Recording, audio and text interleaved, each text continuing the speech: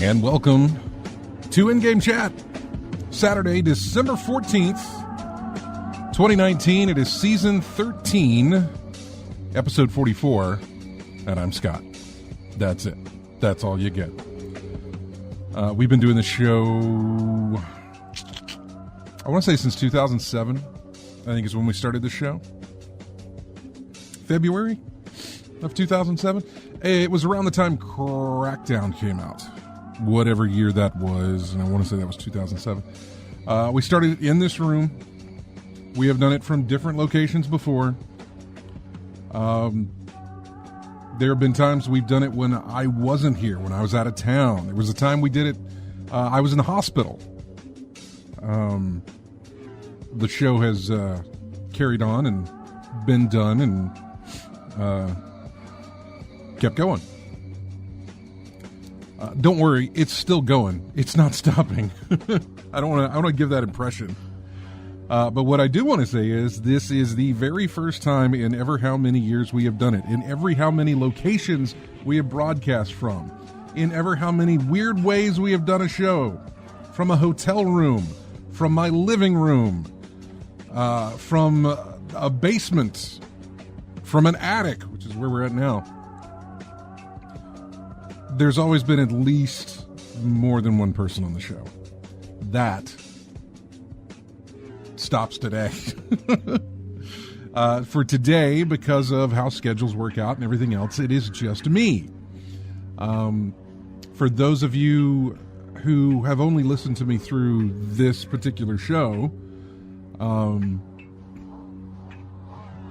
it might surprise... Well, actually, no. From this particular show and from all the other stuff that I do here, for those of you who listen to me in the mornings with Greg and Rich, for those of you who have heard me on commercials and everything else, it's the first time I've ever done a show by myself.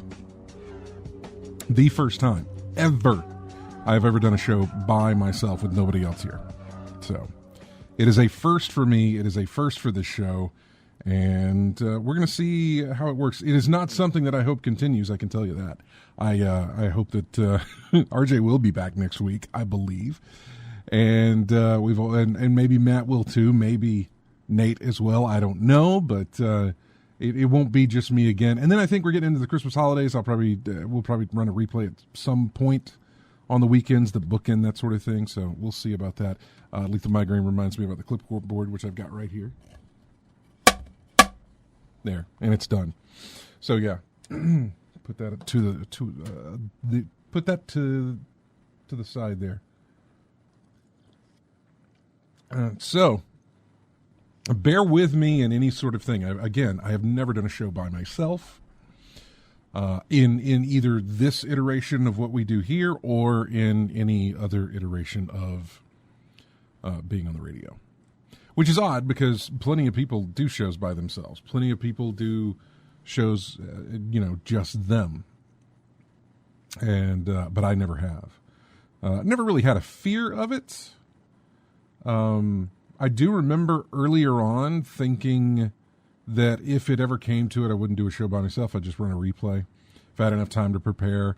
Or I would, maybe I'd call Sarah, see if she'd come down and be on the show, something like that.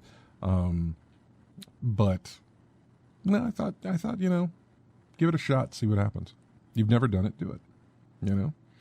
So that's what I'm doing. If you'd like to get in touch with us, again, my attention, and it is just me, my attention will be focused. The head will be turned just slightly away from the phone, but just let it keep ringing, and I'll eventually pick up. But if you would like to get in touch with us, our phone number is 334-272-9228. 272-9228. Check out InGameChat.net for all the links to get in touch with us. You can find us on Twitter at InGameChat. You can find us on Facebook at InGameChat. You can also email us, everyone, at InGameChat.net.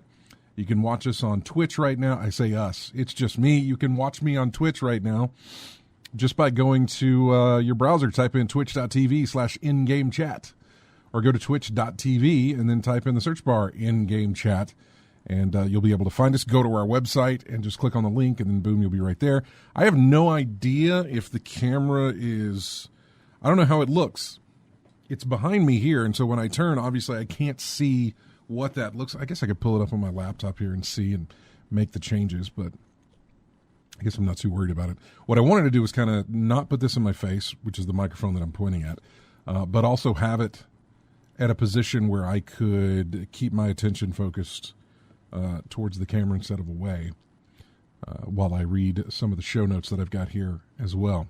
So again, checks the phone, and there it is. The phone is ringing. Going in blind on this, I have no idea who is calling right now, but we'll just talk to them. Hey, you're on In-Game Chat. Who's this? Hey, this is Ritz. Ritz? Yeah. Hey, man. How you doing? Yeah. All right. Hey, I just wanted to call up and inspire you. I know you can do it. You're a trained professional, and remember that famous quote, "You can do it, water boy." Yeah. Somebody already put that in the chat room that we've got here. Somebody said, you can do it. Yeah, you can do it /Cajun is what it says. You can do it. Yeah, exactly. Yeah. I appreciate the call and I appreciate the encouragement. Well, I listen to you all the time. The only other time I called was it's been, I guess, about a year and a half ago, maybe 2 years ago. Yeah. Discussing what do you call it? Your flying programs, pilot programs. Oh yeah, flight sims. Yeah, flight sims. That's the word I'm searching for. Yep. Yeah. You wouldn't happen to know if anybody's doing anything with those flight simulators anymore, or is it still just twisting in the wind?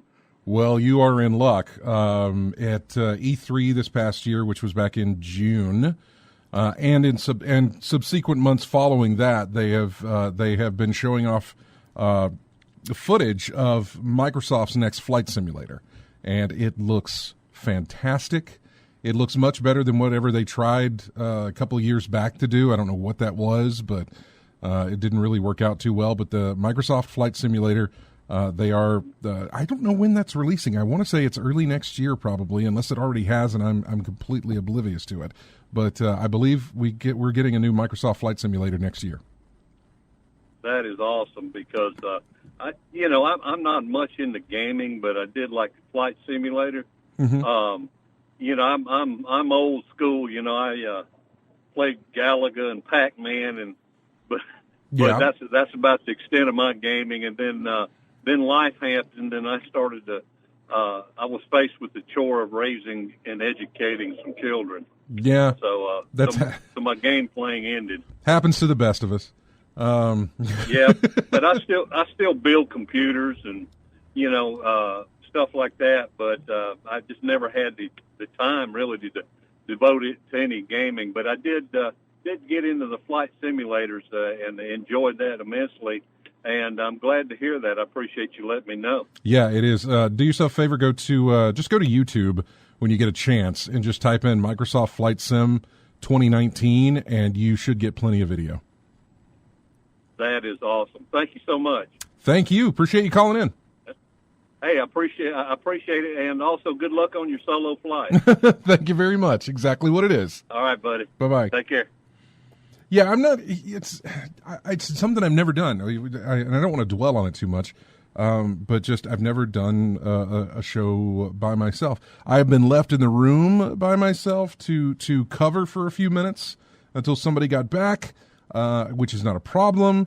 But to carry on with a 2-hour show, never done it before. This is the first time I've ever done it in my life. I've been in radio for 20 years or more, maybe.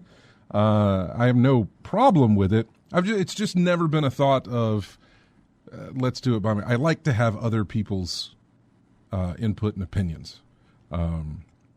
Just as that caller there called in to talk about flight sims and what they used to play anyway. But if you want to call us, you can, 334-272-9228. Again, I will take a look at the phone from time to time to see if it's ringing there. I've got another way to look at that, so I'll check that too. But anyway, give us a call if you want to get on the show. We are going to talk about video games. I'm going to try to not, I know Lethal Migraine's biggest fear is like, oh God, he's going to go on forever for Destiny. He's not. Well, crap. I say that I'm not, but they did release their next season this past week, and so I put in some time with that, so I might give it a little bit of attention. But yeah, so we'll see when I get there, if I get there. There's plenty of other stuff I can talk about. Another phone line here. Hey, you're on In-Game Chat. Who's this? This is Chris. Hey, Chris. How you doing, man? Not too bad. So you're by yourself today, huh? Yeah, going it alone, man. I kicked them all out. I just got tired of it. RJ with his, well, I don't know. I can't find a fault in that man. So there's really no point. That one of those tournaments he likes to do every now and then? He actually, no. He had a family engagement today.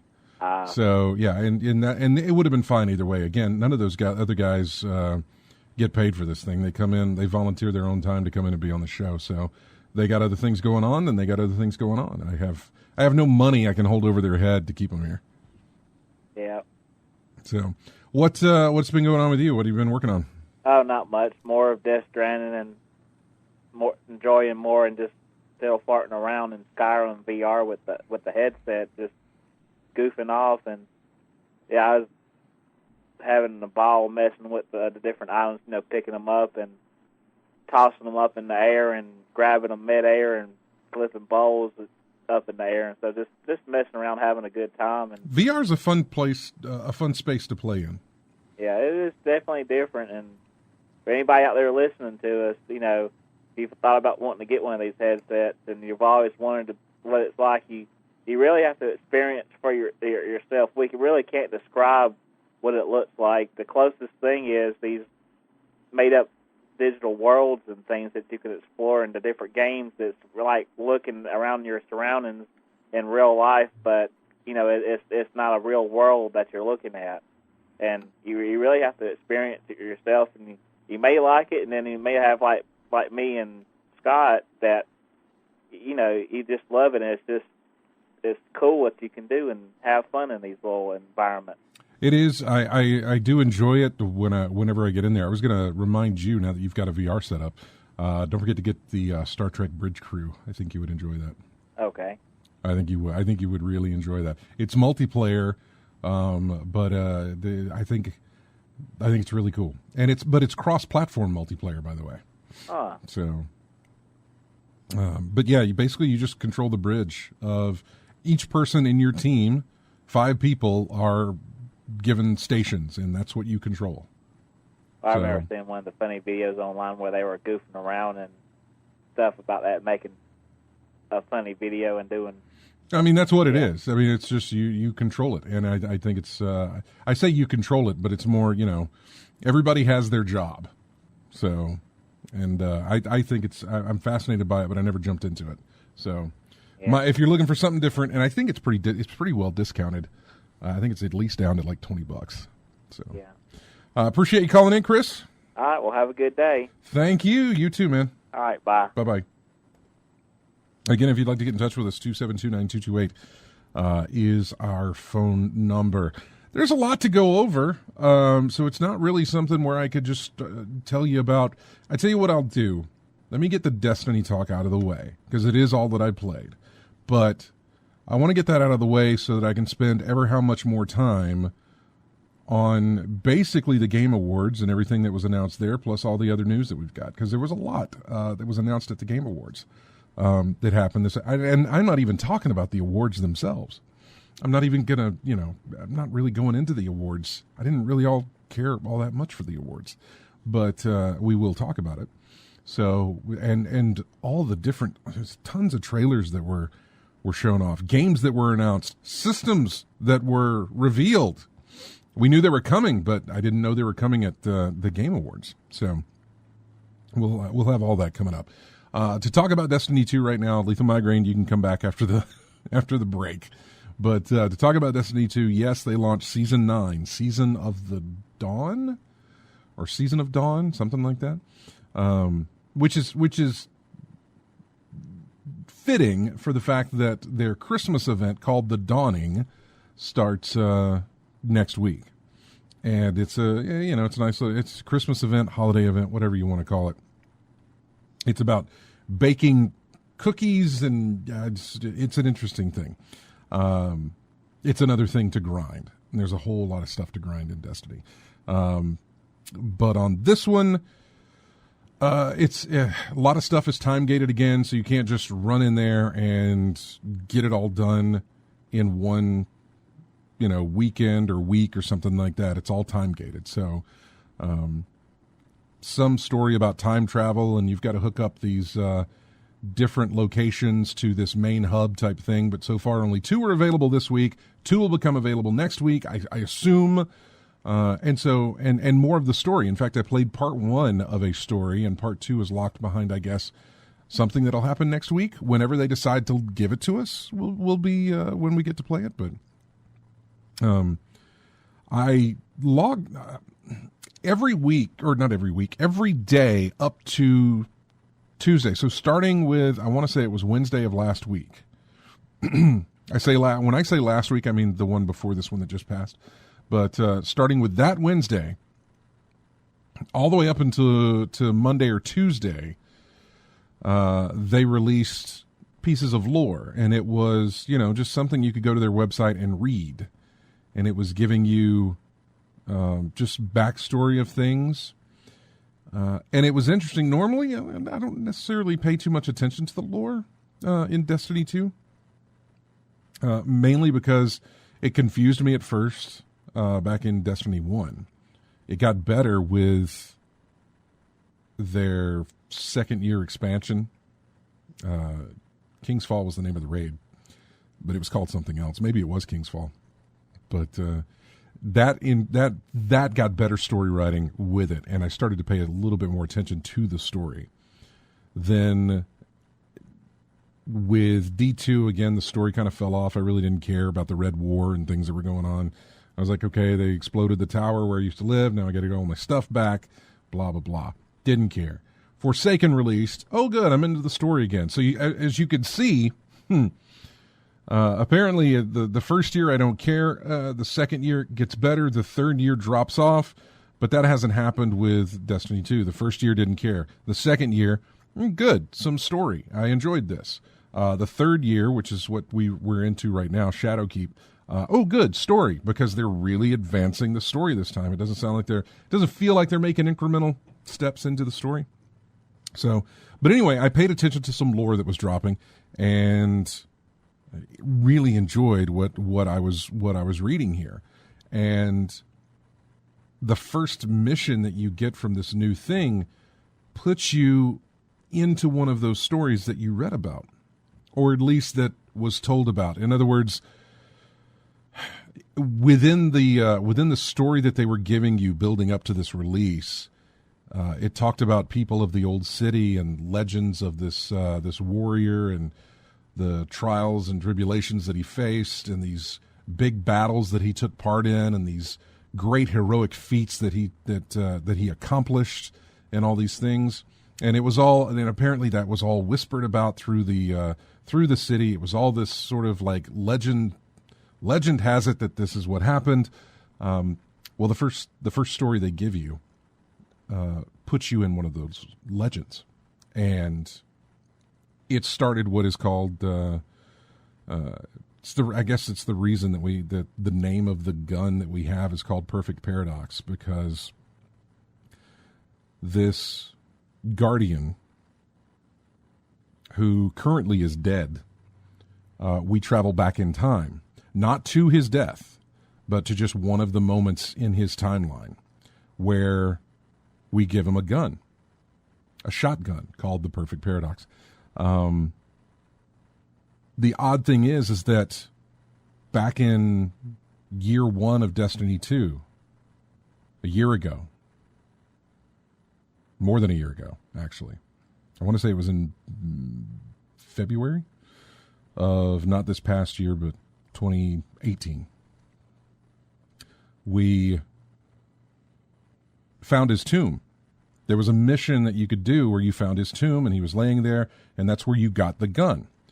Then when you go back into this timeline, you give him that gun. And so it's sort of a chicken egg came first type situation. It's a paradox as far as timelines. I love time travel stuff. I'll watch anything and read up anything on like time travel, things like that, to really, really confuse me. Because it's very interesting to me, but it can be very, very, if it's done well, it works. When it's done wrong, it's confusing. I can't say that it doesn't work. It just can be confusing. Although, in a lot of cases, I can't tell if I'm just not catching the idea of what they're trying to explain, and maybe that's why it's confusing to me. So I kind of like the more complicated stuff. It feels like a puzzle, and I love puzzles. And it feels like a puzzle that I have to figure out, or that I try to figure out, try to unravel. And I enjoy doing that. So anyway, love stuff about time travel. Love the fact that we got to go to this place, give him his gun that we will later in our lives take from him again, only to, I guess in the timeline, give it back to him again. Just this time loop. So yeah, I really, really enjoyed that. Anyway, like I said, it's time-gated stuff. Everybody's reset back to like some lower level things. They've only increased the levels by 10. Whereas before we went from, what did we go from? I don't remember what we started with that got me to where I was going. 750. That's what it was. We started at 7. Okay. When this year began, and this year being, October, when season 3 or year 3 started for Destiny 2, we started at 750, and I worked my way up in the span of like 10 weeks to 960, almost 959. Well, now you're going from the most you can get is 970 now, so that's even less. So, I'll make it there, no problem. But there's still stuff to grind. This thing ends in March. There's still plenty of time to do it.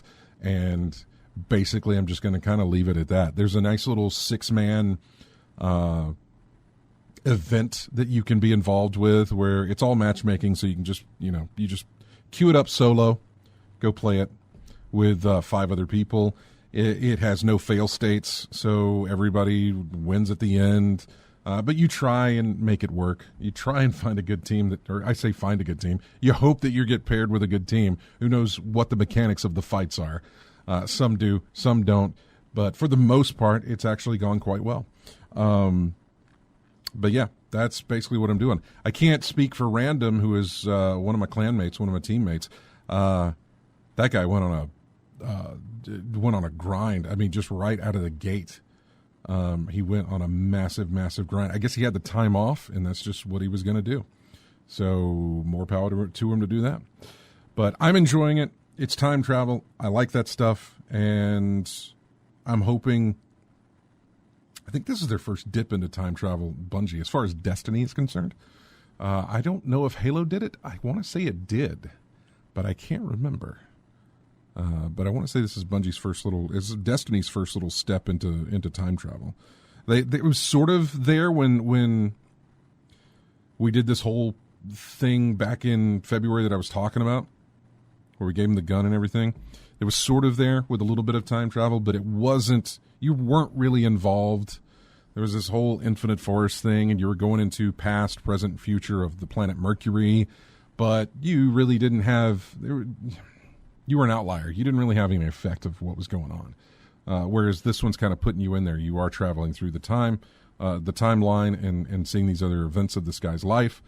So I'm hoping they'll put more into that than just to finish it with next week. I don't know. I really don't know. I don't think there's a lot in the tank for them for doing this. They're an independent studio now. They have no more backing. It is just them. They don't have any other studios helping them and working on this stuff. It is just them. So do I think we're going to get something lengthy? Do I think we're going to get something that is, packed with story and not just some reused mechanic over and over again? Or, I mean, already they're reusing assets from a previous place that we've already been to. They're not really giving us anything new. What they are giving us new is extremely minuscule. I shouldn't expect more from them, and I don't. I mean, again, small studio going on their own and doing this. Basically, the way to really judge this is, does it keep me there? Does it keep me playing? Does it keep me coming back to do this? For me, it does. Am I satisfied while I'm doing it? Yeah, for the most part, I am. I feel like it's come to a sudden, it started to a crawl, for the past, month, I guess, being where I was previous before the reset happened with the new season and everything. It felt like things were moving at a great pace. I was just getting things done. Things were happening. New stuff was dropping all the time. And now it feels like, whoa, we've slowed that down a little bit. It'll get back up there again, but because everything reset again, it's kind of slowed it down a little bit. So anyway, that's my own opinion of it. We're going to take a break. When we come back, we will not talk about this anymore with Destiny. We're going to go straight into the Game Awards. Normally we wouldn't. Normally we'd talk about that, later, probably hit up some of the trailers that they showed off. But when you show off a next-gen console at your video game awards show, well, then we're going to jump right into that. The next Xbox was officially revealed on Thursday night, and we'll talk about that when we come back. We are running a theme this week. It was interesting that I was able to find a theme, but we do have a theme in the music this week. All these games that you will hear as we go in and out of commercials, they all have a theme to them. They all have a connection. There's a common thread between them. You will have heard some of these tracks before, or at least you will have heard some of these games before. I think I played music from almost all of them. But, so yeah, we'll just get right into it. And at the end of the show, I'll tell you what the connection was. If you can't already figure it out, you might. I probably didn't make it too hard. Anyway, this first one is called, the first game we're going to hear music from is called Dust, an Elysian Tale. And the sorrowing, I can't read the rest of it. It's cut off.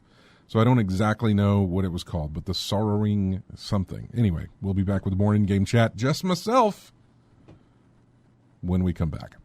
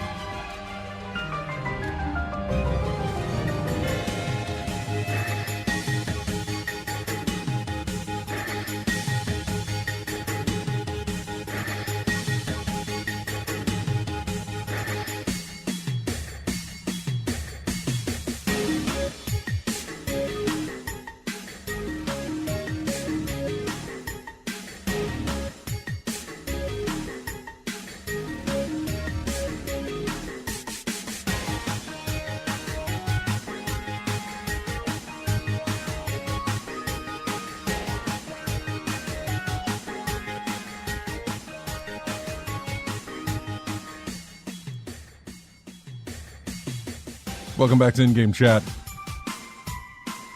Sounds like the Cars.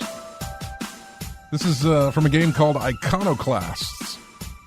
Track is called Nuts and Bolts. I don't know a thing about that game. Anything at all.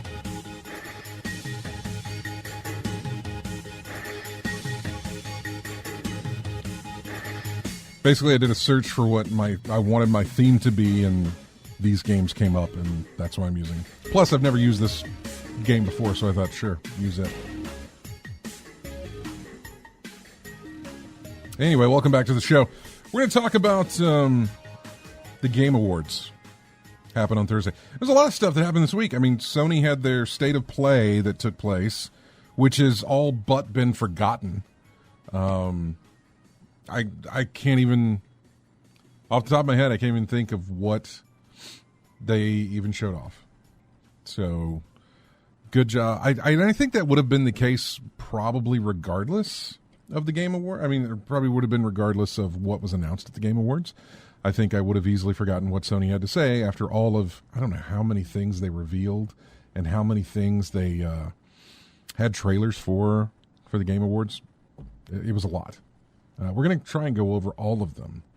We'll eventually, we'll hit some of the high points on the winners and stuff for the Game Awards. Again, didn't put a whole lot of stock into the awards themselves. I really didn't. I've had opinions about the Game Awards for, I guess, every year they've been doing them. Not just this iteration, but back when they were on Spike and everything else. They really never could get it right. And I guess I just don't care about my opinion anymore. It's never going to change. I'm asking for something I don't think can be done because of everything that is involved with putting on a show like that. And the fact that I don't know of everything that's involved in putting on a show like that. So, well, let's get right to it. The big announcements at the Game Awards. The first thing, like they were teasing and talking, here's a trailer for some DLC, here's this, and then the awards started proper, and the very first thing that they show off is Microsoft's new console. And we knew it was coming. We knew Microsoft has said, yes, next year we're going to have a new console on the market. They had talked about it at this year's E3. I think they talked about it at last year's E3. And they talked about it again at this year's E3, telling us more about it with it being called Project Scarlet. And, wondering, okay. And then in between the E3 and now, they had said, yeah, that's, it's coming holiday of next year, 2020. Okay. Going to wait until E3 again before we probably find out more information. I don't know why. I think you can control this stuff. Today the reach of the internet allows you to control when you want to reveal things. Nintendo's been doing it for a good while now, and Sony has started doing it as well. And that's fine with me. Why wait until E3 before you have to know this stuff? You do it at your own pace. You really take control of something. This is the most talked about thing that came out of the Game Awards, was Microsoft unveiling a new console. Mainly because the thing does not look like what anybody expected it to look like. Which, kudos to them for keeping it under wraps. We've seen what the PS5 dev kits look like, and so we kind of think we have an idea of what the PS5 is going to look like. Some weird-looking futuristic V thing. It's probably not going to look like that, but who knows? We don't know. Look what Microsoft gave us. Basically a tower. Some black monolith that they have debuted. It is, and they debuted a name along with it. The Xbox Series X. Microsoft, stick to a naming convention. Stick with it. Stop this. You realize, you tried to do this with Windows and it didn't work. That's why you got Windows 10 now. That's why you had Windows Vista and then 7 and then you went to 8, you skipped 9 and went to 10. Stop. Xbox 360. Well, that's weird. Why 360? Oh, well, because PlayStation 3 was coming out and we wanted ours to have a 3 in it as well, but we couldn't call it Xbox 3 because there was no 2. All right, fine. What's your next one going to be called? Xbox One. Stop it. Why? Xbox One after 3? Oh, yeah. And then we're going to revamp that console. What are you going to call it after Xbox One X? Okay. All right. I should expect this, honestly. I shouldn't. I really shouldn't be surprised by this. So, yeah, the Xbox Series X is what we have now.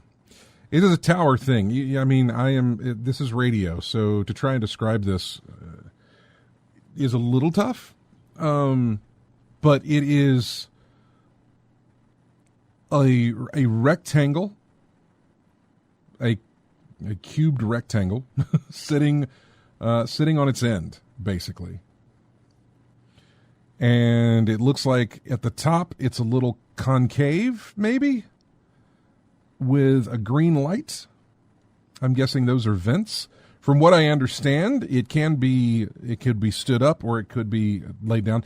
It's really strange though. Like, how is it laid? Which side can you lay it down? Can it be any side? I don't know. Like, what is the orientation of the discs that go in? When it's standing up, does the top of the disc face? I don't know. No, the top of the disc has to face the lower side, because then you would have all the stuff on the other end that would be able to read the disc, right? I'm looking at it now, and I'm kind of trying to go over it in my head while I look at it. So if you were to lay this down in the way that I would think you would lay it down, which is logo closest to the surface of wherever you're laying it down, and the disk drive closest to the surface, I would think you'd be putting discs in upside down if you laid it down like that. So it kind of needs to lay down in a different direction, with the disk drive closer to the top and the logo closer to the top as well, if you wanted to lay that down. I don't know. What if you wanted to lay it down on the other side? I don't even know what the back of the thing looks like, or which side is the back of it, where all the stuff plugs into. I don't know. We haven't seen the back of the machine yet. We've only seen what they've allowed us to see. It looks about the width, if you kind of want to go with this, it looks about the width of an Xbox controller. So take an Xbox controller in your hand. It's about that wide. If you want to go with height, take an Xbox controller again, stand it up, and then put 2.5, 3 of them on top of each other. That's about how high it is. If you're standing it up. So, yeah. Let me read through some of the comments that I'm getting on the stream chat, because I have not done that yet. Yeah, Sony did State of Play. Jeff Keighley is a nuisance. I don't know why Xbox and PlayStation play along with his garbage. Phil Spencer says he already has it at his house, and it's his main console. It looks to be Xbox controller wide and 3 controllers high. Yeah, exactly what I just went through. Yeah. Someone did some math and figured it's slightly smaller than a PS4 Pro. Yeah, with the dimensions that they give you, if you take an Xbox controller and then, you can work with that to give you an idea of the width and the height, and then come up with once you get those numbers, you can come up with all sorts of things. As far as, how to get an idea of what this thing is. The size and that sort of thing. What we didn't get was any kind of idea of what's in it. What we didn't get was any kind of idea of when specifically it'll be released, just holiday. What we didn't get is any kind of idea of what it will cost. We did get a look at a game that will be launching for that system from Ninja Theory, which is owned by Microsoft anyway. Of course, Microsoft is going to have... What did he say?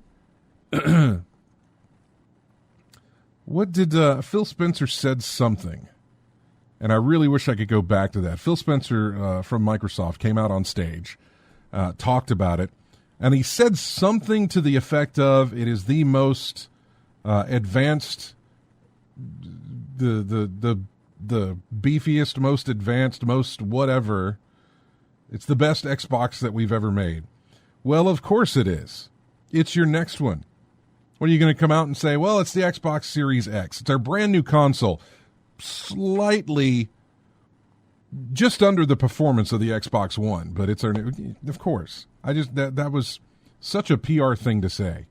It's our best one yet. Okay. Nobody's gonna, really? You're gonna come out and say something different in that? It's the PS5. PS3 was just a little bit better than this, but it's the PS5. I don't know. But yeah, but he still didn't give us any idea of. I posted something about it saying that, hey, different is good. I'm all for different. But that's the thing. I've never cared about what these machines look like.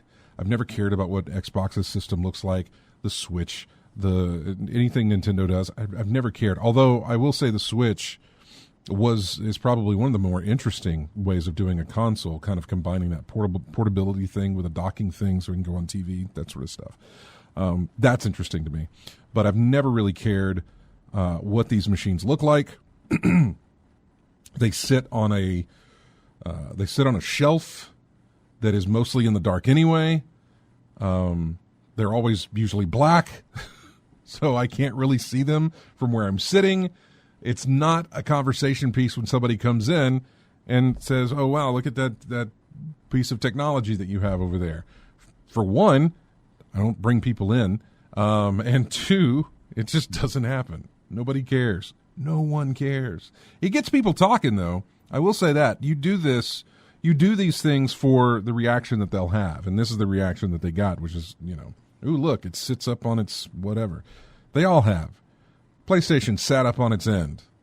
The Wii sat up on its end, or laid flat if you wanted to. The GameCube, I guess you could have put it on any number of sides, but it basically had one orientation. The Xbox had one orientation. The Xbox 360 had two orientations. The Xbox One basically had one orientation. You could stand that up if you wanted to. I don't know a lot of people that did. And the PlayStation 4, and that's interesting. Yeah, the PlayStation 3, it could sit up or it could lay down.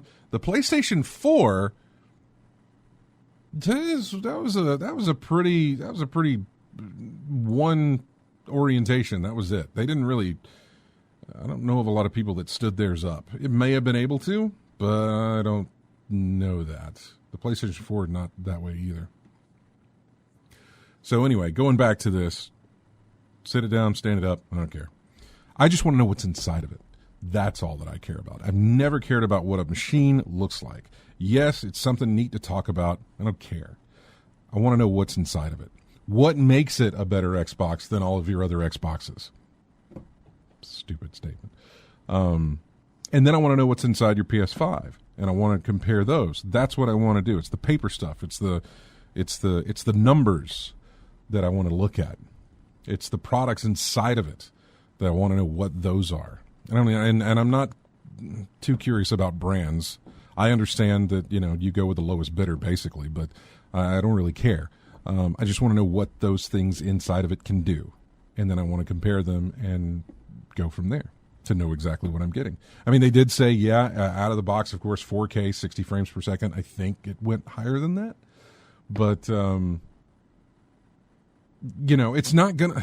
Okay, it's not gonna be anything less than what they've already got out there. The Xbox One X right now is probably the most powerful system on the market currently. If you want to talk about home console gaming, does it beat out the PlayStation Pro? Yes, it does. On paper, by numbers, that sort of thing, yeah, it beats it out.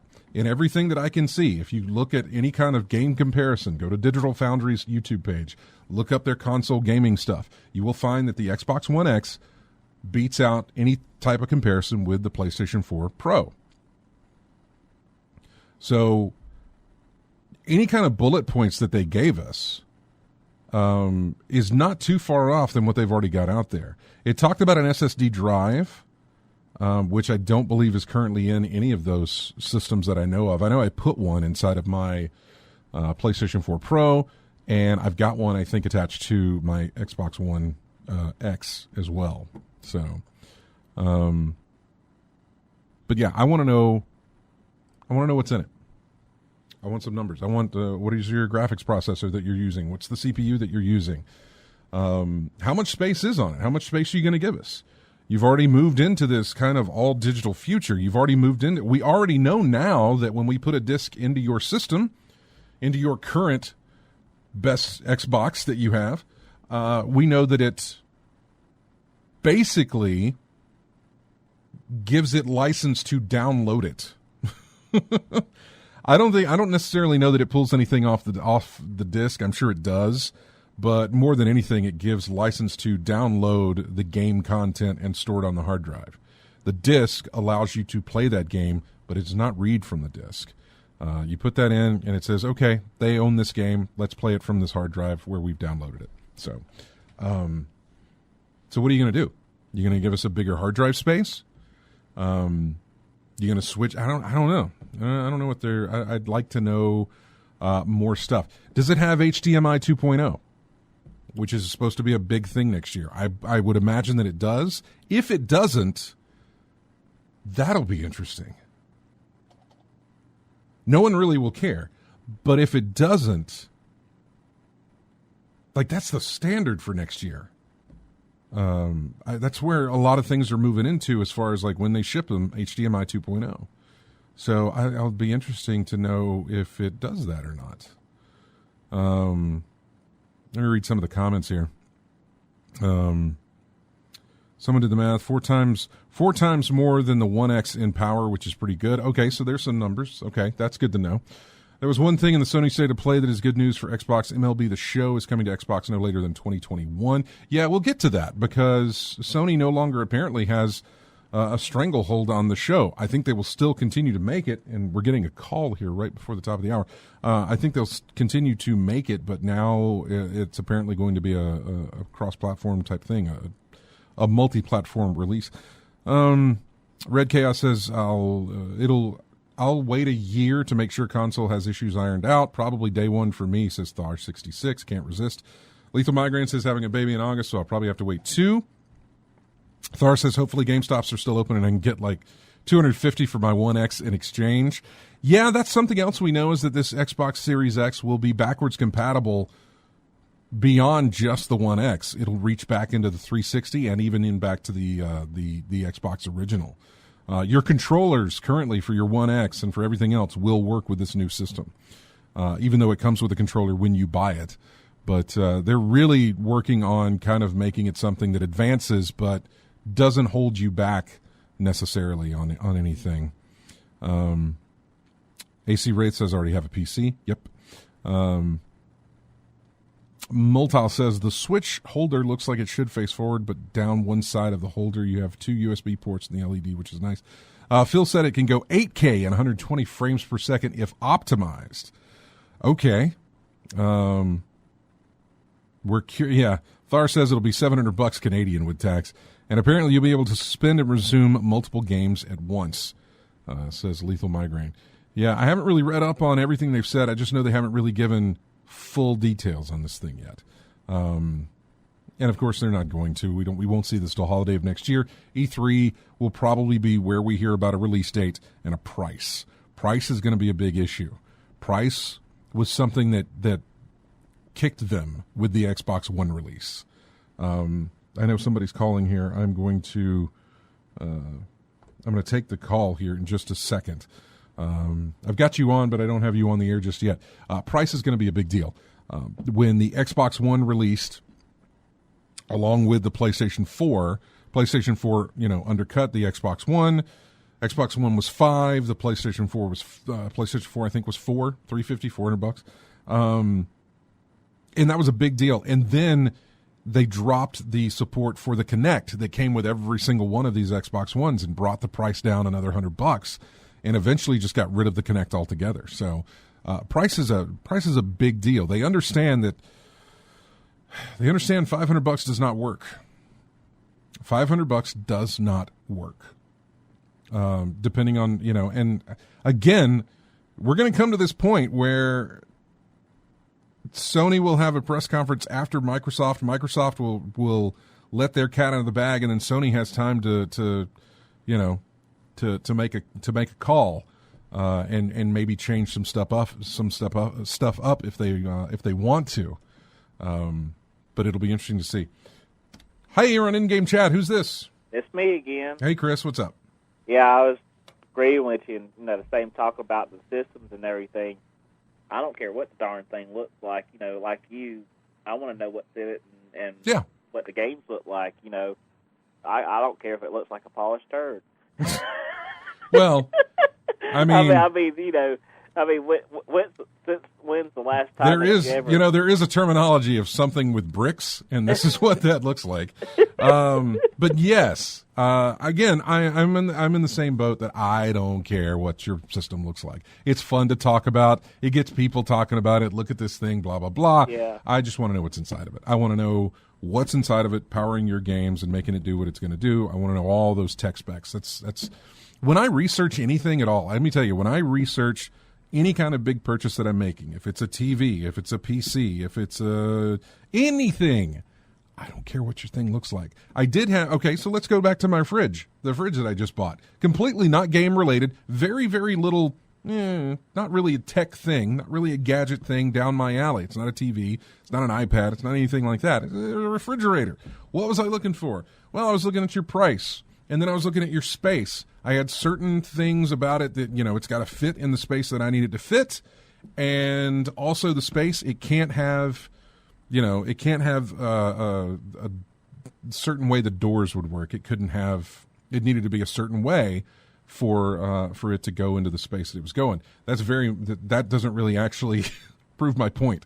That's more about how the thing looks than anything else. But I also was looking for, I just needed a fridge. I don't really care. So that doesn't really prove my point. I shouldn't have gone that way with it.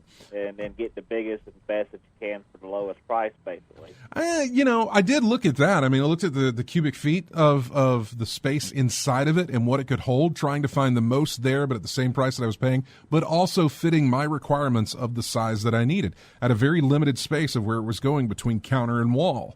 Where the other one was. I had a very limited space as far as the doorway of getting it in there. It's an old house. So there were, I was looking more at sizes, and also it couldn't be a French door thing, and it couldn't be a side-by-side thing. It needed to be a bottom or top freezer and one single door. So, so that's how I and also a size restraint. So that's how I started whittling things down. But when I look for a TV, when I look for,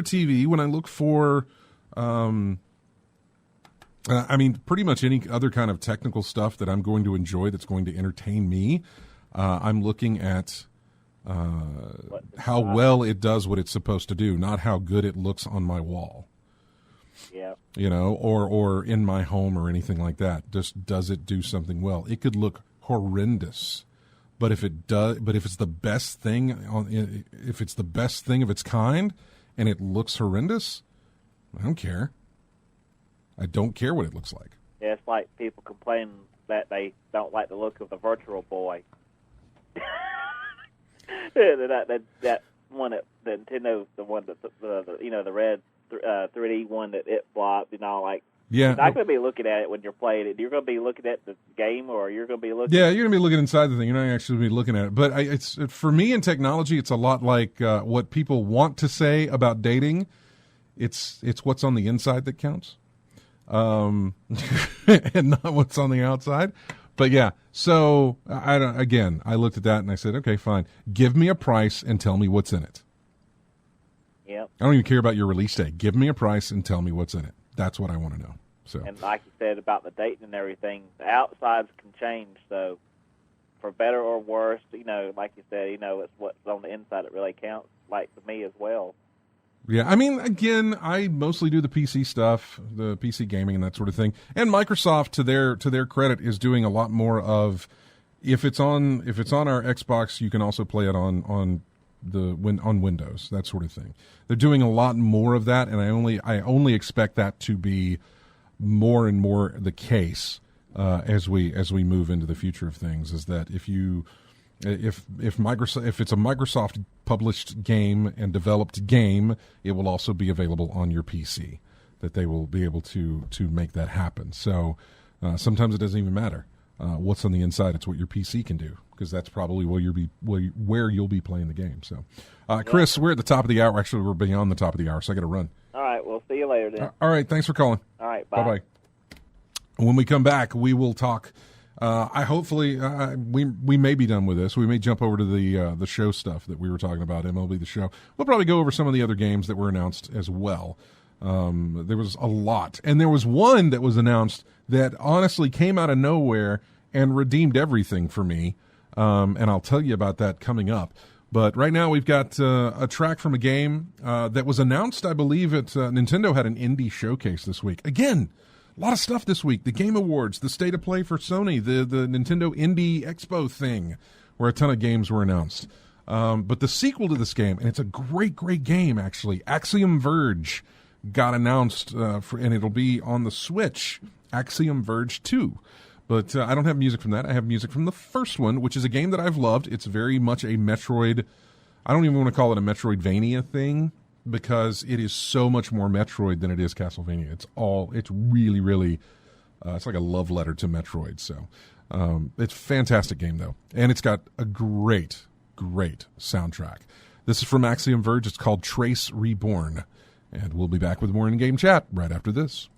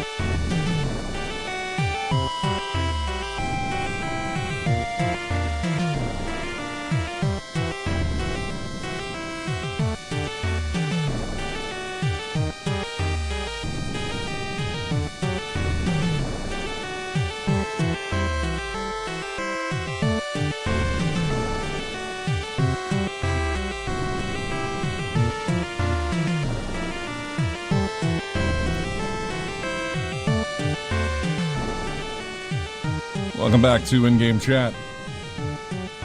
Music there from a game called Cave Story. Track name is called Gestation. Exactly what you think it sounds like.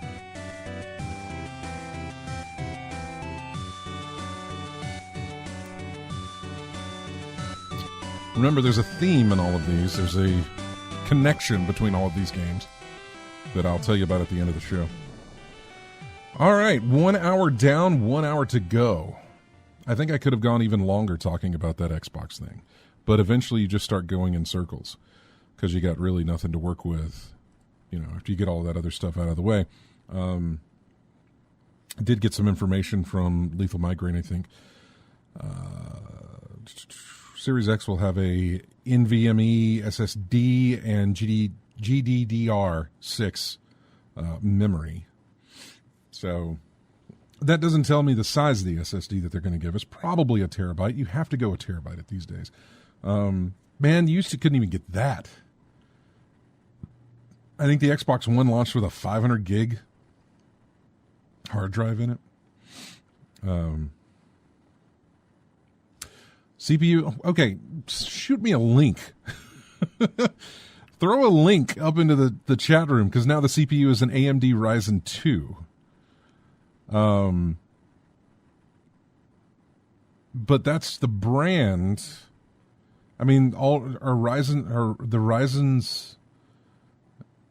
I'm not familiar too much with AMD, but Ryzen 2. See, there's different ways. So that doesn't tell me. That doesn't tell me what the processing power is. I think it puts it into a window, but it doesn't tell. Why does it want to take me to Twitter? Yeah, 12 teraflops on the GPU. Also AMD based. They've always gone with AMD, haven't they? For a good while now, they've been paired up with AMD, I believe. I think most of the consoles actually have. I'm curious about that.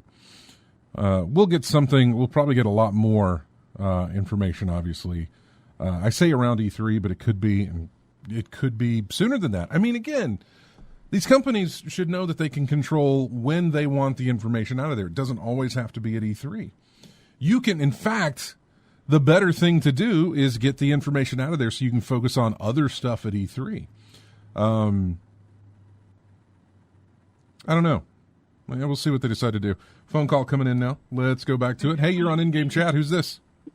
Hey, it's Matt. Hey, Matt. What you doing? Are you off? No, I'm on working tonight, so going to go grab some food. Oh, okay. All right. What's going on? So, MechWarrior 5 came out this week. Okay. Guess who's not playing it right now? Well, yeah, of course. You're not. Yeah, but the reason, man, they botched the joystick support. How did they do that? I mean, is it just not work, or did they not support it, or did they screw it up in the way that they did support it? It's like very few, from what I've been reading, Kevin's been helping with this, very few joysticks in HOTAS are natively supported, to where if you want to, like my Thrustmaster, it's not even recognizing it at all. So in order to get it to somewhat work, I'll have to like go in and edit INI files just to get the joystick working. And I was just so frustrated that, it's 2019 and, they want me to edit INI files to, have a joystick on a big mech game. So I'm just, slowly coming to the realization that I'll be playing MechWarrior 5 with a mouse and keyboard, and that's not how I want to play a mech game at all. I don't have any experience, so I would probably start out with a Mac or with a mouse and keyboard if I were playing. But yeah, have you played it at all yet? No. Okay. I have not. I got so frustrated. I just quit the game and loaded up Red Dead 2 instead. Yeah, I saw you playing Arma, I think, with Matt with Kevin the other day. Yeah, Kevin and I played a round of Arma, had some time and everything. So, well, let me. How's the show going? Show's going so fine. Well, I say that. It's more about who's listening to it, how it's going for them, than it is for me. It's going fine. Yeah. 1 hour down, 1 hour to go. Oh yeah. What I was going to ask you was, are you going to be with us next week? I'm as of right now, I think we're scheduled to work basically until the end of the year. Gotcha. On the weekend. All right. If it changes, I will definitely let you know. Yeah, please do. Please do. All right, man. Well, take care. All right. Have a good one. All right. Talk to you later. Bye. Bye-bye. If you want to get in touch with us, you can. 334-272-9228. I remember Matt saying that, yeah, he's pretty much scheduled to work for like the next 3 weekends, and he won't be able to make the show. RJ will be back next week, though. And maybe we'll get Nate back as well. So, yeah, they showed off a launch title for the Xbox One Series X. I already don't like that name because I almost called it the Xbox One X, which, well, wait, that name's already taken. I bet they hate that fact, too. I bet they hate the fact that they already used Xbox One X because that would have been – that's again, here I am getting off on things. That would have fit with – like a naming convention. Oh, it's the Xbox One. Now it's the Xbox One X. That's perfect. Yeah. Just add an X on the end of it, and you've got a brand new console. Would have been fine. But that's not the case. Anyway, Series X, it is it's Senua's Saga Hellblade 2. Hellblade Senua's Sacrifice, I think is what the first one's called. And so now they're making a sequel for that. Yeah, they never stick with their project names, though. As far as I know, they usually don't stay with the project name. Lethal Migrant said they could have just kept calling it Scarlet, but yeah. I mean, I'll give Sony this, man. Just calling them PlayStation 1, 2, 3, 4, 5, sure. You don't need creativity. Especially when you can abbreviate everything and call it the PS3, the PS4, the PS5. Works a little bit better. Well, in fact, we saw at least a reveal for a game that will be launching with the PlayStation 5 called Godfall from Gearbox Studios. Don't know anything about it. It says a reveal trailer, but it really isn't. Understand when they do a reveal trailer or do a reveal of some type, especially for a new console, you're never going to see gameplay. Not this far out. You're just not going to see any gameplay, so you don't know what it looks like. You rarely see any kind of idea of story or anything like that. I couldn't get anything from Hellblade 2. I haven't played Hellblade 1 to know exactly what was happening there, so maybe if you played Hellblade 1, you would know a little bit about what's being told since it is a sequel. Godfall is a completely new IP, completely original. I have nothing to compare it to. I have no way to tell you what it is or what it does. This is it. Just go to YouTube and Google Godfall and then watch it and see what it is. I have no idea. Bravely Default 2 was announced, which is from Square Enix. I'm sure a lot of people were excited about that. I am not a Bravely Default person, but I hear good things, and that was the sequel, and so, yep, keep it coming. The co-creators of Prey and Dishonored, which I thought was Avalanche Studios, am I right? No, Arcane Studios. But apparently is not. It is. They came up with a game called Weird West. The YouTube description says, each journey is unique and tailored to the actions taken, a series of high-stakes stories where everything counts and the world reacts to the choices you make. Form a posse or venture forth alone into an otherworldly confines of the Weird West and make each legend your own. See how that works out. We saw 2 games from Riot, all in the League of Legends universe. Ruined King, a League of Legends story, and there was another one as well, Convergence. That was also announced. I was intrigued by them, but I don't know League of Legends enough. So, League of Legends is a very multiplayer type of game. I say multiplayer is kind of like PvP type stuff. It's I don't know. I've never really played it because the point of actually what it is and what you have to do is very confusing to me. So it's hard for me to even watch it, much less play it. It's like a Dota or a MOBA, and even those terms I hate. So when they announced that they were going to do some single-player stuff, some story-driven single-player stuff, I thought, that's fantastic. Good. This is something I can get into. Well, it's set within their League of Legends universe. So I imagine if you played League of Legends and you jump into this thing, then you're going to be okay. They'll explain some stuff, but you'll be okay. If you've never once touched a League of Legends game, I'm curious as to how they're going to bring you up to speed. I don't know the lore of League of Legends. I don't know if it's tough to explain. I have no idea. But is there going to be a lot of reading for me to do that's going to scroll past to like the story so far is this? Or, yeah, I don't know. I'm curious as to how they're going to handle that to somebody who has never once played a League of Legends game, but is going to play their little single-player spin-offs. Spiritual successor to Baldur's Gate Dark Alliance was, well, Dark Alliance. That's what was shown off. Player Unknown sort of talked about a game. It's Prologue. That's the next game after PUBG is Prologue. Is it like PUBG, which is basically a battle royale type of situation? I don't know. We saw no gameplay. We have no idea what it does, what it is. Nothing.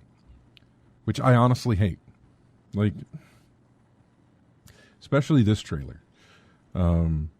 It just showed a scene in the woods, and then Prologue came up on the screen.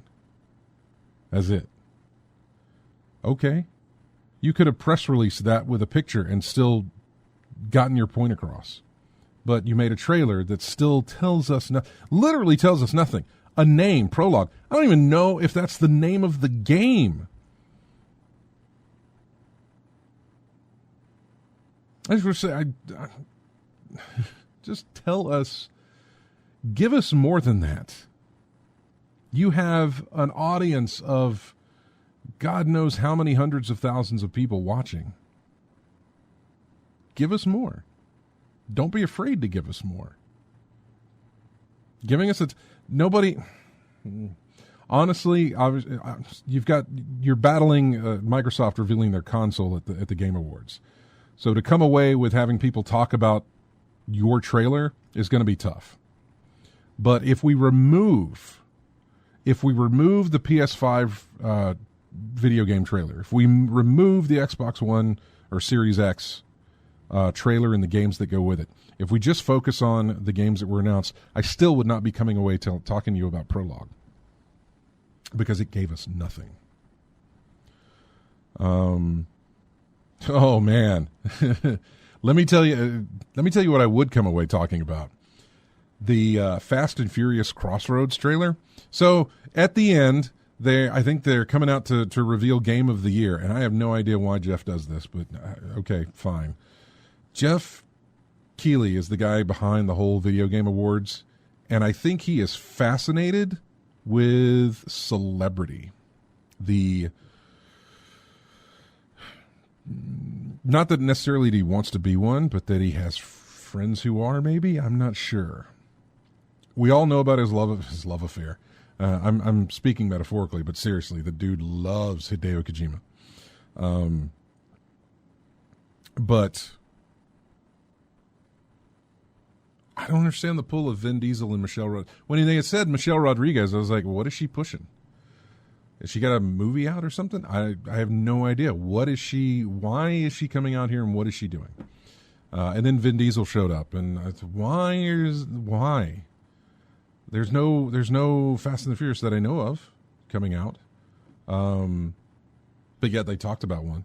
But then they revealed a game trailer, and of course that's why it was tied into it. But Fast and Furious Crossroads, which looked like crap.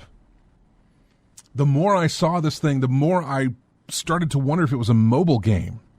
That's how bad it looked. It looked horrific.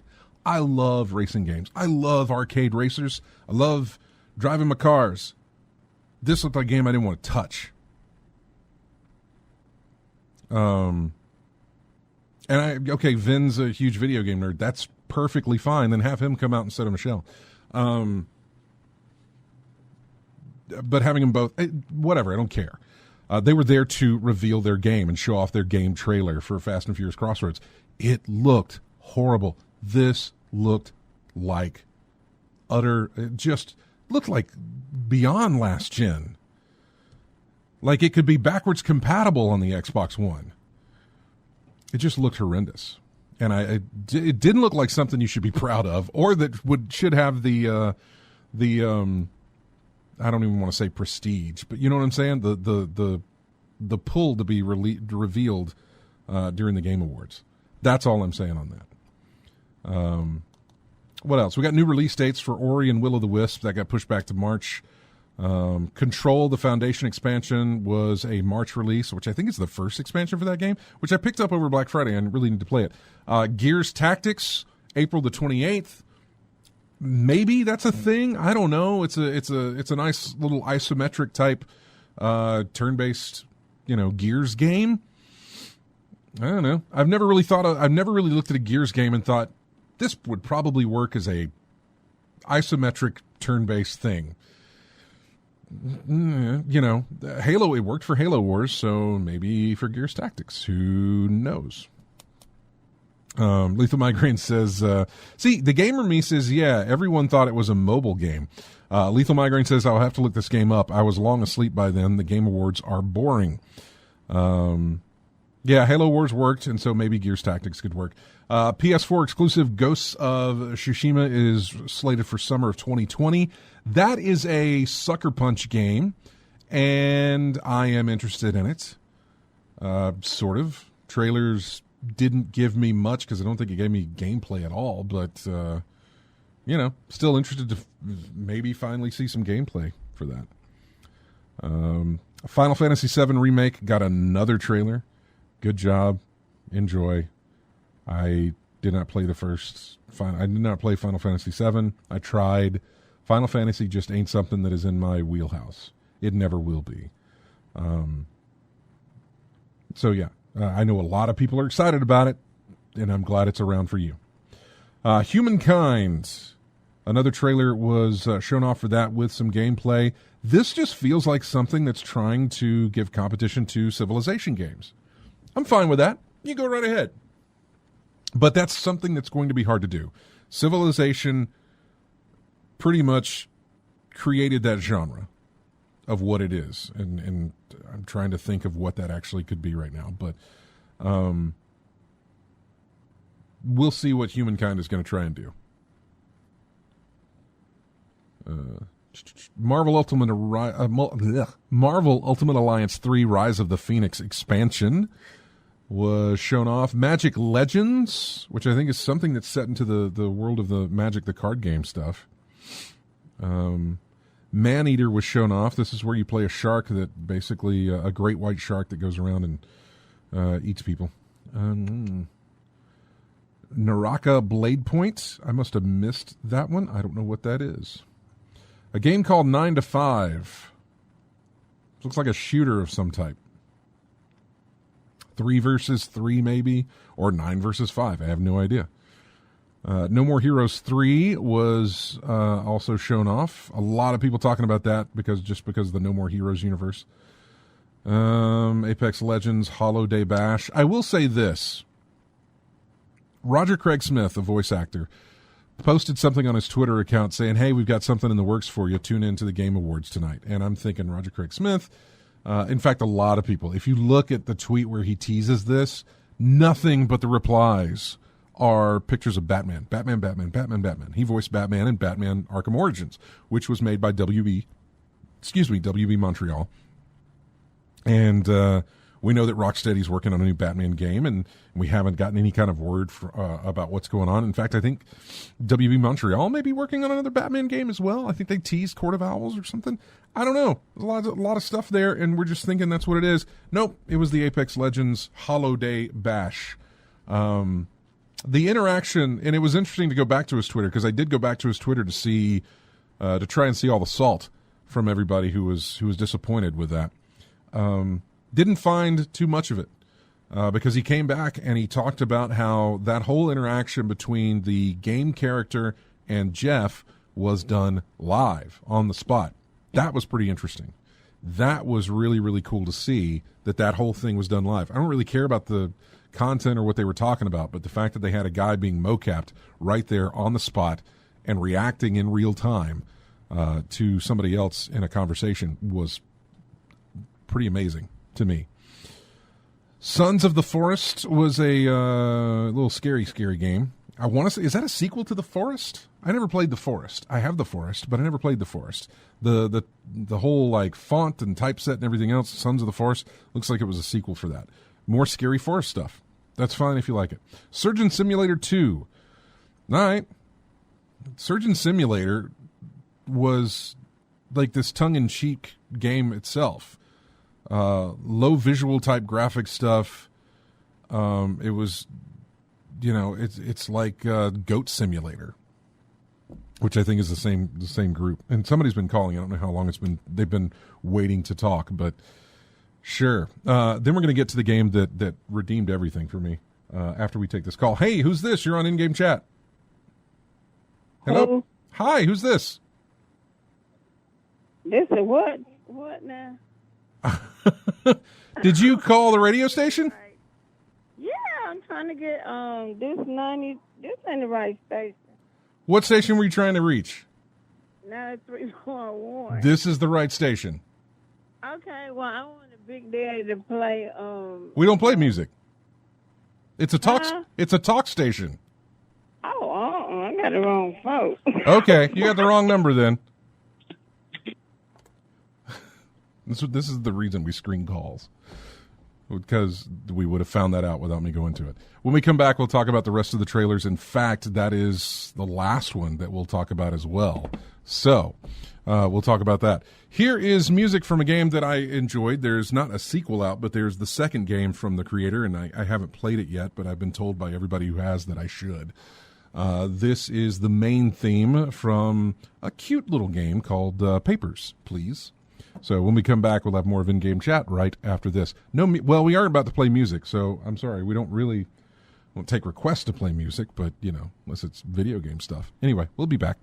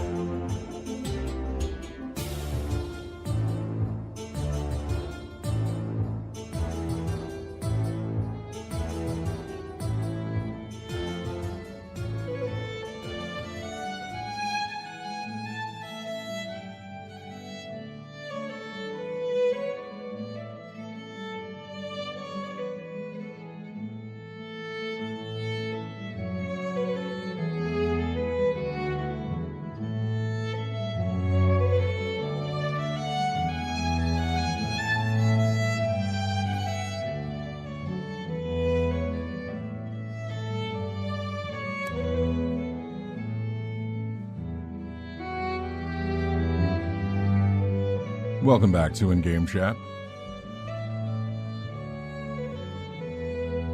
Yeah, Motel got it. This is Braid. The track is called Downstream. So we had Braid, Iconoclasts, Axiom Verge, Dust and Elysian Tale. The one I just did, and I can't even remember what it was. Papers, Please was the other one. And we had another one that I'm not remembering. Cave Story was the other one. Coming up, we've got a track from Thomas Was Alone. So the theme between all of these, in keeping with the theme that I am here by myself, all of these games were developed by a single person. Not the same person, but all games were developed by one person. I don't think the music was done by them. I know from what I understand, Jonathan Blow got a lot of the tracks from some licensing that he did or whatever. I don't think all the game developers are also musicians and did the music for these things either, but they were all developed by a single person. So that was the theme for this week. I do love the music from Braid, though. It's interesting. I love Braid. Really did. People called it pretentious. And I think Jonathan Blow is a little bit pretentious. Maybe a lot of bit pretentious, actually. But loved Braid. Loved it. Back to the Game Awards. I'm amazed that I've been pulling out an entire 1 hour and 30 minutes worth of content from this. But it does make me realize that what if I didn't have this? What would I have done today? What would I have talked about? I mean, I can sit there and talk about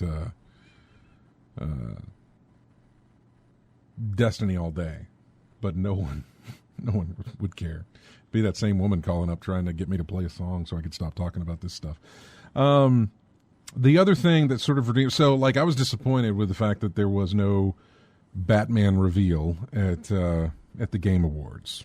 But what took me completely off guard, what surprised me, what made me basically redeem the whole thing was the announcement of Wolf Among Us 2.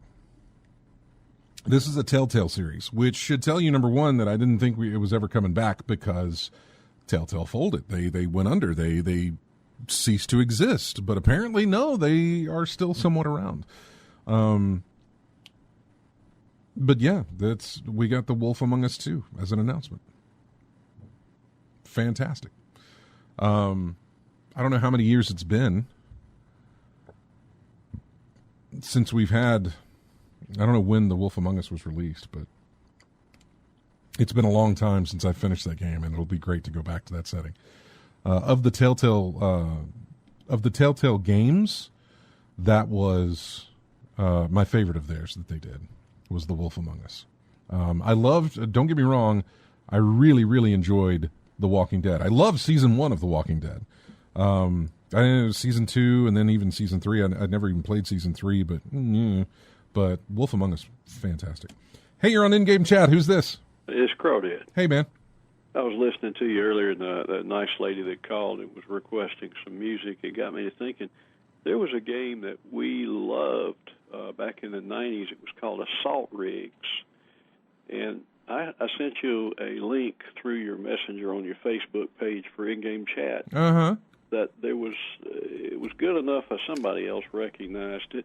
It's a music clip from that game, and I think that Herbie Hancock, somehow or another, whoever put that music script together for Assault Rigs, kind of put a little bit of that Herbie Hancock spin to it. So I sent that to you for you to listen to. It's really neat, and I enjoy your show, and I really, that particular piece that you just played with the violin. Yeah. That was nice. I don't know the game, but I love stuff like that. Yeah, the game is called Braid. Braid. Yeah, just like you would braid hair, Braid. Yeah. And in fact, I want to say the music comes from a lot of different artists, but they all have that same sort of style to them. Oh, and that's awesome. No, it's fantastic. You should, I don't know that you... Very Gaelic, very Irish. Yeah, you should check that out. If you liked that, you will love the entire soundtrack to Braid. It was wonderful. Well, take a listen to your message from I will. Clip I sent you. I think you might, want to use that as a clip in your show. As far as I know, I've never used any music from Assault Rigs, so I totally will. And the Herbie Hancock connection is what got me, because the first time I heard it, I thought, that sounds familiar. Mm-hmm. Yeah, I'm looking through it to see if there was anything mentioned about that, but there's nothing in there on it as far as the music used or anything like that. But I'll take a listen to it as well, and I'll probably get the same vibe, but probably use it next week. All right, man. Thank you. Thank you for calling in. Talk to you later. Bye-bye. Bye-bye. Assault Rigs. I'll check that out. That was a game from 1996, released on PlayStation, and then a year later for the Sega Saturn in Japan. So those are the Game Awards as far as the announcements were concerned. Lethal Migraine says, as far as Wolf Among Us 2, a lot of the Telltale devs formed a new studio and will be working on Wolf Among Us 2. Yeah, I can't remember what the name of the company is, but yeah, they bought all of Telltale. There was something today that was announced. Well, it wasn't really, it was weird. It went up and then it was taken down. But, of course, as you know, when things like this go on the internet, even if you take them down, once it's on the internet, it's there forever. People have to understand that. Pictures, everything else, once it's on the internet, it's there forever. Keep that in mind. Remember that. It cannot be removed once it's on the internet. A Telltale Batman Shadows Edition. Athlon Games and Telltale Games will release a Telltale Batman Shadows Edition. It adds a noir-style visual makeover and graphical upgrade to Batman the Telltale series. It includes the original base game and new DLC. Will be available for purchase on PlayStation 4, Xbox One, Steam, Epic Game Store, Nintendo Switch for $30. If you already own the base game, you can pick up Shadows Mode as a standalone DLC for $5. News of the edition was announced in a press release, which was pulled soon after. Earlier this year, Athlon Games and Telltale Games struck a new publishing agreement for 5 popular Telltale Games releases, including Batman 1 and 2 and Wolf Among Us. Okay, we're getting some info here. We're excited to be able to build and continue the legacy of iconic Telltale game franchise by launching Batman Shadows Edition today. Blah, blah, blah. This is just the beginning and a much more expansive plan to build in our catalog of Telltale Games titles, which we hope to discuss in further detail in the coming months. It was announced during the Game Awards, Wolf Among Us 2, another Telltale title, was back in active development. So there. That kind of shed some light on what I was curious about. Going over the winners of the Game Awards, might as well stick with it, right? Make it a whole Game Awards episode. It's fine. What do I want to hit before I get to Game of the Year? Beat Saber was the VR Game of the Year, I guess. I don't know. Which is fine. I don't know what else you would do with that. I know Green Day performed because apparently Green Day songs got added to Beat Saber. I thought you could play with your own songs. I think you could put your own songs in the game, and it would work out, the way to make them work. I don't remember, but that's what I thought would happen. Strategy game, Fire Emblem 3 Houses, sports racing, score and music. Death Stranding was the winner there. Cadence of Hyrule was the nominee. Devil May Cry 5, Kingdom Hearts 3, and Sayonara Wild Hearts were all nominees, but Death Stranding won. Sure. Death Stranding, by the way, didn't make that whole, didn't do the sweep that I was expecting it would make, which I think is good. I think if it had, you would have had people maybe discrediting it for Keighley's involvement along with his love for Hideo Kojima and the fact that he's in the game. Might have been a problem, maybe some sort of, conflict of interest, but no, that didn't happen. Role-playing game, Disco Elysium. I kind of want to play that. Performance was Mads Mikkelsen from Death Stranding. That's fine. I mean, Mads is an awesome actor. He's fantastic. I'm totally fine with him winning that. God, Hannibal was such a good show. Ongoing game, Fortnite won that one. Destiny 2 was up, but Fortnite won it. Fortnite, sure, yeah. They had that big Star Wars reveal today. I have not gone online to see because I know that, usually whatever that clip was should be up online somewhere for everybody to watch. Narrative. This is a good category. The fact that Control is nominated for this really makes me want to play that. A Plague Tale: Innocence was nominated as well. Narrative being story, I really want to experience. Death Stranding, I have no desire. But A Plague Tale: Innocence and Control, and then Disco Elysium, the winner, I would love to play those. Multiplayer game, Apex Legends. Yep, that was always going to win. Don't care about mobile games. Independent game, Disco Elysium. They came away with a lot. Games for Impact. First off, Grease won, and I talked about this game last year, and it was fantastic.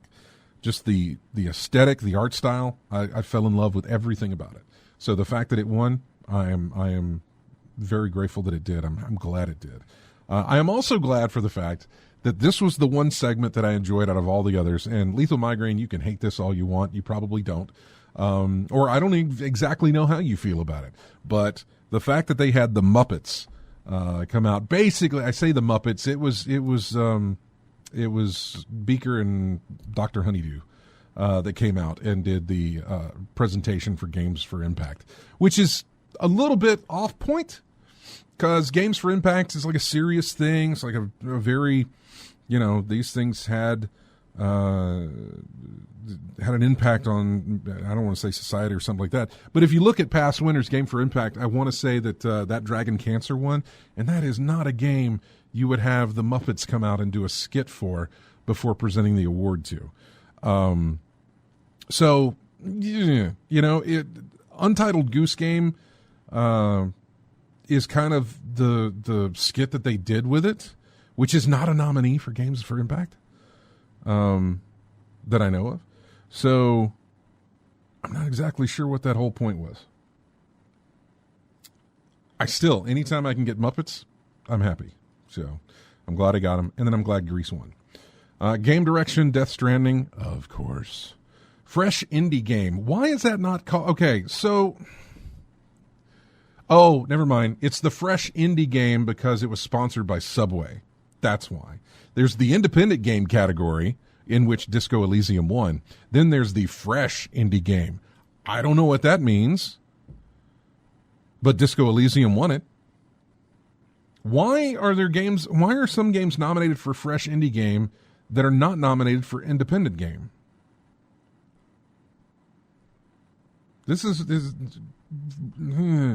I know you need sponsors, Jeff. I know you got to make that money somehow. Find a better way to do it. You should have just combined the independent game and the fresh indie game as just one thing instead of had two different categories for that. Or maybe you didn't feel like it would be legitimate since it was sponsored by Subway, I guess. I don't know. That's strange. Fighting game, Super Smash Brothers. Esports. Content creator, community support. Oh, community support. Destiny 2 won. How? How does Destiny 2 win for that? I'm not saying they don't offer good community support. Maybe again, I need to know the criteria for what that means, community support. Is it this is a game that the community supports or that they support their community for? I am not sure. It can't be that. It can't be that they support their community. It's got to be the community that supports them. And so in that regards, Destiny 2 winning, sure, I'll give them that, because it ain't Bungie who is supporting the community. They try, man. The part that I don't get, the part that I'll never understand, is that you can have a game-breaking bug and they'll be right on it to disable that weapon or whatever that thing is until they can fix it. Usually when it's overpowered. If it's underpowered, we'll get to it when we can. Just deal with it and don't use that weapon. If it's overpowered, we've immediately removed it from the game. I understand because you get in PvP stuff and then you're just rocking and rolling in there, but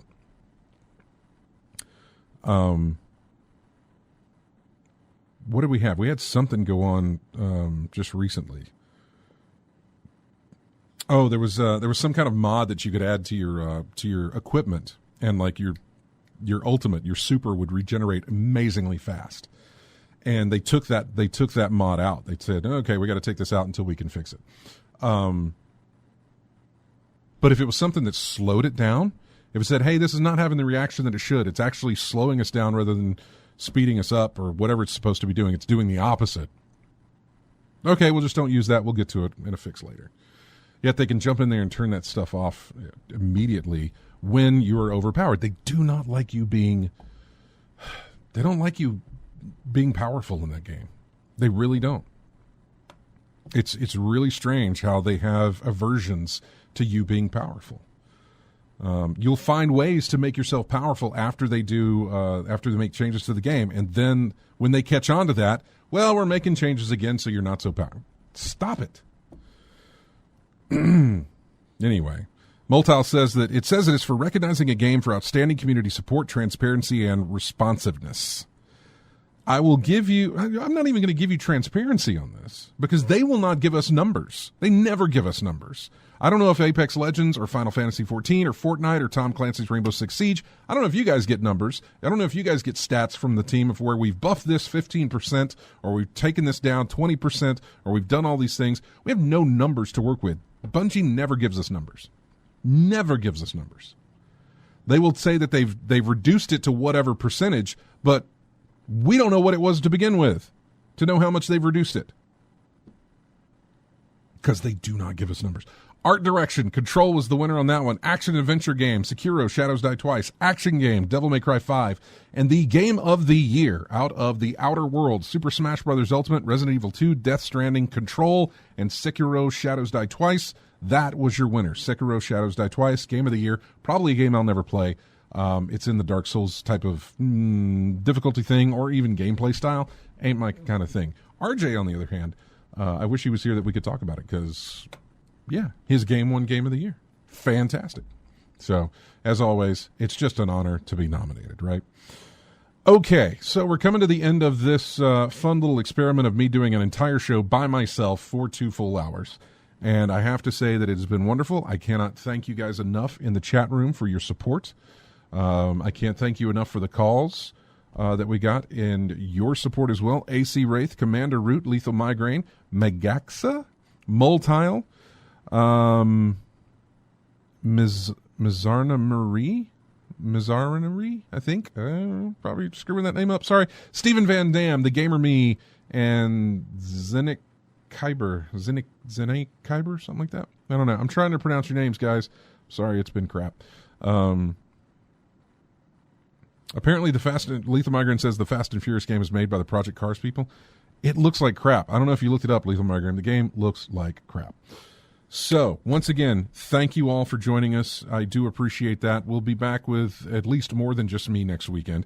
And I hope you guys have a fantastic week. I already told you what this next track was going to be. It's from Thomas Was Alone. The name of the track is called Inertia. Don't forget to subscribe to us on YouTube. Subscribe to us on Facebook as well. We'd love to have you on there. Facebook. Subscribe to us on Twitch. We'd love to have you here watching us every week. We do appreciate it. You guys don't forget to join our Steam group. Don't forget if you're part of our clan on Destiny, which if you already are, you know about our Discord. There were people in our clan. The way Steam works, they didn't even know we had a Discord. So, yeah, that's something for another day. Thank you, everybody. Have a fantastic week. We'll see you next Saturday.